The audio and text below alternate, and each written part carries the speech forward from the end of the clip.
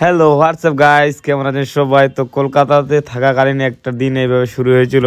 আজকে মেট্রোতে যাতায়াত করব, তো এটা শিয়ালদা স্টেশন। উপরে ছাদটা দেখেছো, এটা নতুন, এর আগেবার এসেছিলাম, ছিল না।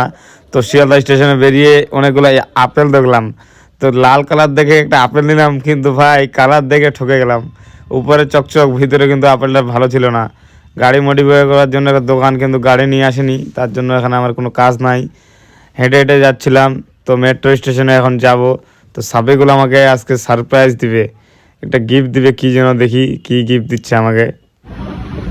আমাকে গিফট দিল গাইস, তারপর গিফট দিল আমাকে এটা। Thank you very much, thank you. হ্যাঁ ঠিক আছে। আর আমার সামনে যাচ্ছে মেট্রো, সাঁই সাঁই করে। তো মেট্রো দিয়ে আজকে আমার রুমে যাব। আর এটা আমার লাস্ট দিন ছিল, এখন তো আমি বাড়িতে আছি। লাস্ট দিনে এই ভিডিওটা ছিল। একদিন আমি মেট্রোতে যাতায়াত করেছিলাম, তো যাওয়ার সময় এখানে গান হচ্ছিল।